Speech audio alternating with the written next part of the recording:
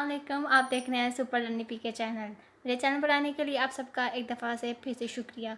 अगर आपने अब तक मेरे चैनल को सब्सक्राइब नहीं किया तो सबसे पहले मेरे चैनल को सब्सक्राइब करें, कमेंट, लाइक एंड शेयर करना भी मत भूलिएगा। आज मैं आपको बताऊंगी कि जनरल अकाउंट में हम ट्रांजैक्शंस की एंट्री कैसे करते हैं। इससे पहले वाली वीडियो में मैंने आपको जनरल के बारे में बताया था, जनरल के फ़ायदे बताए थे।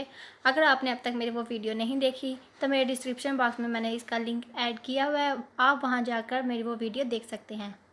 आज मैं आपको बताऊंगी जनरल अकाउंट कैसे बनाते हैं। यहाँ पर आप देख रहे हैं जनरल अकाउंट बनाने के लिए मैंने कुछ ट्रांजैक्शंस लिखी हैं, जो कि है number 1, 11 fab Mohsin started business with cash 1,50,000, यानी कि मोहसिन ने बिज़नेस स्टार्ट किया है अपना कितने से 1,50,000 से। ये थी पहली ट्रांजैक्शन।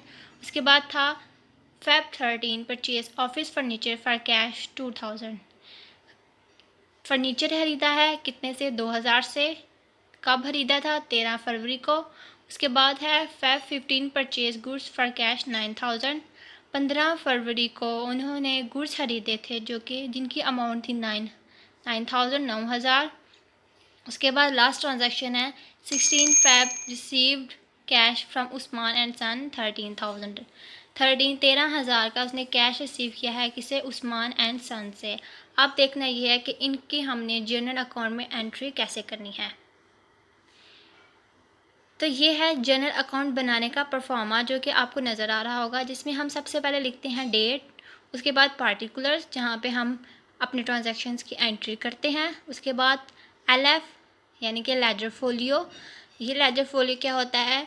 इधर हम अपने उन ट्रांजैक्शंस की नंबरिंग देते हैं जो कि हमने ये जर्नल के बाद लेजर में हमने ट्रांसफ़र करने होते हैं।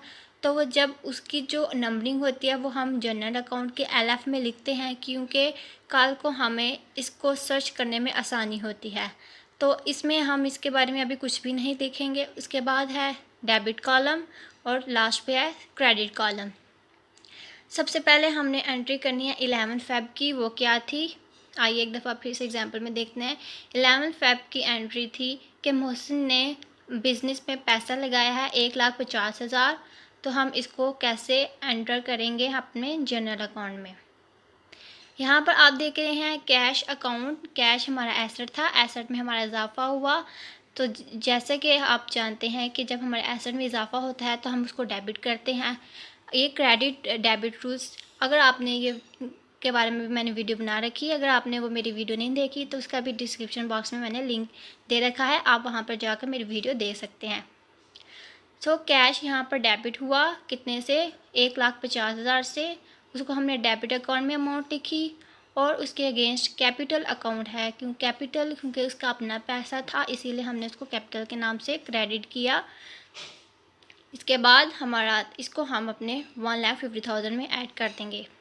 जैसा कि आप जानते हैं कि जनरल अकाउंट में सारी ट्रांजैक्शंस की सारी डिटेल होती है, डेट, क्या खरीदा, कब खरीदा, उसकी शॉर्ट एक्सप्लेनेशन भी होती है जो हमने मस्ट हर एंट्री के नीचे लिखनी होती है, जो कि आपको यहाँ पर रेड कलर में नज़र आ रहा होगा। बिजनेस स्टार्टेड विद कैश, ये है इसकी इस ट्रांजैक्शन की नरेशन, शॉर्ट एक्सप्लेनेशन। अगर हमें नहीं पता कि हमने ये ट्रांजैक्शन क्यों की है तो हम नरेशन को देख के बता सकते हैं कि हाँ, हमने ये ट्रांजैक्शन इस वजह से की थी। उसके बाद है हमारी सेकंड एंट्री 13 फ़ैब। 13 फ़ैब को हमने क्या किया था? हमने एक फ़र्नीचर ख़रीदा था जो कि था 2,000 से। तो इसकी एंट्री कैसे होगी? सेकंड नंबर पे आप देख रहे हैं फ़र्नीचर डेबिट, फ़र्नीचर हमारा एसेट था, इजाफा हुआ, हमने उसको डेबिट लिख दिया। उसके अगेंस्ट हम लिखते हैं कैश, क्योंकि कैश में हमारी कमी हुई थी, उसको हमने क्रेडिट में लिख दिया। हमें यहाँ पर ये ज़रूर देखना है कि हमारी डेबिट और क्रेडिट दोनों साइड इक्वल होनी चाहिए। आप यहाँ पे देख रहे होंगे जो अमाउंट मैंने डेबिट में लिखी है वही अमाउंट मैंने क्रेडिट में लिखी है। तो ये हमारे अकाउंटिंग का ही असूल है कि डेबिट और क्रेडिट दोनों एक इक्वल होनी चाहिए। इसकी नरेशन क्या थी? फ़र्नीचर परचेज विद कैश, यानी कि हमने फ़र्नीचर ख़रीदा था कैश देकर। उसके बाद है 15 फ़ैब की ट्रांजैक्शन क्या है? 15 फ़ैब को हमने गुड्स खरीदे थे जिनकी अमाउंट थी 9,000। इसकी एंट्री भी सेम ऊपर की जैसी होगी, लेकिन फ़र्क ये है कि उन्होंने हमें उस गुड्स का नाम नहीं बताया हुआ, इसीलिए हमने किसी भी गुड्स की जगह हमने परचेज़ का नाम लिख दिया। परचेज अकाउंट डेबिट, 3000 से इंक्रीज़ हुआ था, इसलिए हमने डेबिट कर दिया। कैश हमारा कम हुआ था एसेट, तो उसको हमने क्रेडिट में लिख दिया। और इसकी नरेशन क्या है, गुड्स परचेज फॉर कैश, हमने गुड्स ख़रीदा था कैश देकर। उसके बाद लास्ट एंट्री है 16 फ़ेब की, तब हमने क्या किया था, 16 फ़ेब को हमने कैश रिसीव हुआ था हमें 13,000 से उस्मान एंड सन से। सो यहाँ पर हमने कैश डेबिट किया, कैश पे इजाफा हुआ, कैश हमने डेबिट कर दिया 13,000 से, उसके अगेंस्ट उस्मान एंड सन्स लिख दिया। उस्मान एंड सन्स हमने क्यों लिखा, क्योंकि इसकी जगह हमने अकाउंट रिसीवेबल क्यों नहीं लिखा, इसकी रीज़न ये थी क्योंकि यहाँ पर उन्होंने उस बंदे का नाम बता दिया जिसे हमने कैश लेना था, तो इसीलिए अगर नाम बता दिया हो तो हम अपना नाम लिखते हैं, अगर नाम नहीं बताया हुआ होता तो तब हमने यहाँ पे अकाउंट रिसीवेबल के नाम से लिखना था। सो यहाँ पर उस्मान एंड सन्स अकाउंट हमने क्रेडिट कर दिया, जो कि है 13,000 से। इसके बाद एक और एग्जांपल से मैं आपको जनरल अकाउंट समझाती जाऊँ, जहाँ पर हमारी ये डबल एंट्री यानी कि हमारी कंपाउंड एंट्री होती है। उसमें है 11 June cash receive from mister Asif 3600 rupees in full satisfaction of the claim of 37 rupees.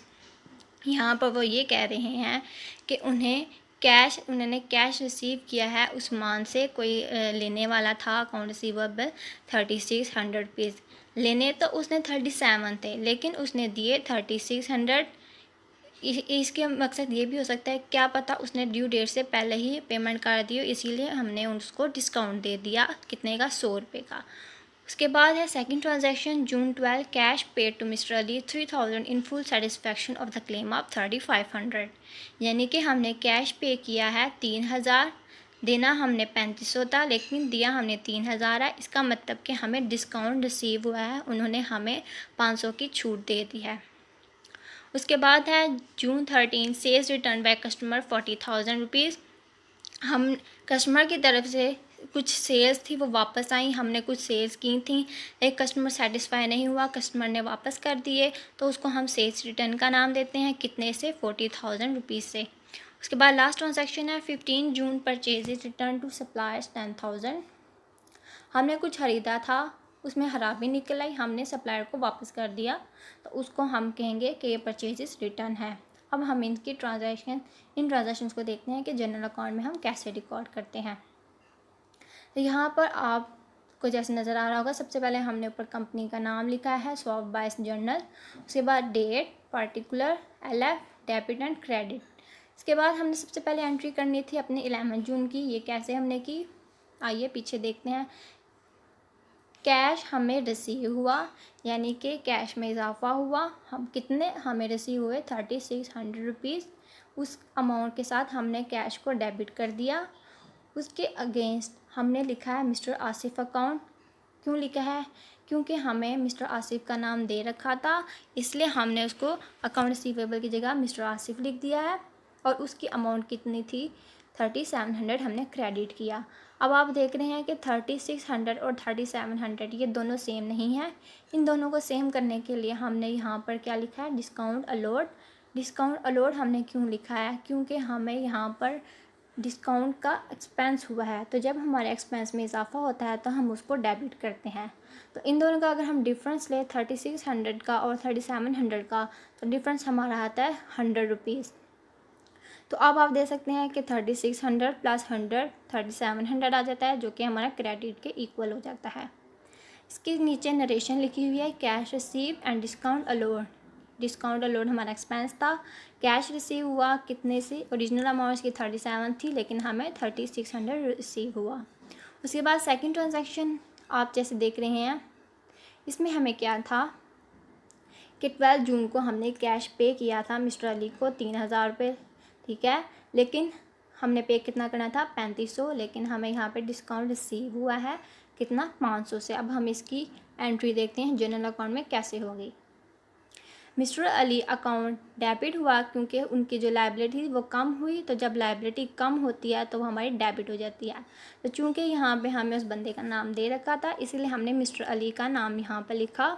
उसके अगेंस्ट आपको कैश क्रेडिट नज़र आ रहा था, कैश हमने पे किया था, कम हुआ, क्रेडिट हो गया। कितना हमने पे किया है, 3000 पे किया है। लेकिन अभी भी आप देख रहे हैं कि 3500 और 3000 दोनों में फ़र्क है। तो इस फ़र्क को ख़त्म करने के लिए हमने अपने डिस्काउंट रिसीव को क्रेडिट किया। रेवेन्यू था हमारा, रेवेन्यू जब हमारा बढ़ता है तो वो हमारा क्रेडिट हो जाता है। कितने से? 500 से यहाँ पर हमने इसको क्रेडिट कर लिया। अब आप देख सकते हैं यहाँ पर 3500 और 3500 दोनों ऐड करेंगे तो वो एक दूसरे के इक्वल हो जाएंगे। इसकी नरेशन है cash paid and discount receive के नाम से हमने लिख दिया। उसके बाद है 13 जून की ट्रांजैक्शन, जो कि क्या थी, हमें कस्टमर की तरफ से सेल्स रिटर्न हुई 40,000। सेल्स रिटर्न अगर हम करते थे, जब सेल करते थे तो हमारा कैश डेबिट होता था और सेल्स क्रेडिट होता था। लेकिन चूँकि हमें सेल्स वापस मिली हैं तो सेल्स रिटर्न के नाम से हम इसको डेबिट कर देंगे। एसेट में इजाफा हो गया, डेबिट कर देंगे। और कैश, उतने कैश ज़ाहिर है हमें देने भी पड़ेंगे, तो कैश हमारा कम हुआ, 40,000 से क्रेडिट हो गया। इसके नीचे नरेशन लिखी है sales return by customer, customer की तरफ से सेल्स जो थी वो वापस आ गई। उसके बाद है लास्ट 15 जून। 15 जून को हमने कौन सी ट्रांजैक्शन की थी देख लेते हैं हम वो भी। 15 जून को परचेजेस रिटर्न टू सप्लायर 10,000, यानी कि हमें कुछ परचेजेस की हुई थी, हमें कोई फॉल्ट आ गया, कोई ख़राब चीज़ निकल आई तो हमने अपने सप्लायर को वापस कर दिया 10,000 से। तो हमें कैश वापस आता है, कैश इंक्रीज़ होता है, डेबिट। परचेजेस रिटर्न, परचेजेस हमारी कम हो गई तो हमने एसिड कम हो गया तो हमने उसको क्रेडिट कर दिया 10,000 से। यहाँ पर लास्ट नरेशन में लिखा है परचेजेस रिटर्न टू सप्लाई, यानी कि हमने सप्लायर को वापस कर दी। तो ये था जर्नल अकाउंट की एग्जांपल, जर्नल अकाउंट बनाने का तरीका और परफॉर्मा। अगर आपको मेरी वीडियो अच्छी लगी तो मेरे वीडियो को subscribe, comment and like share ज़रूर करिएगा।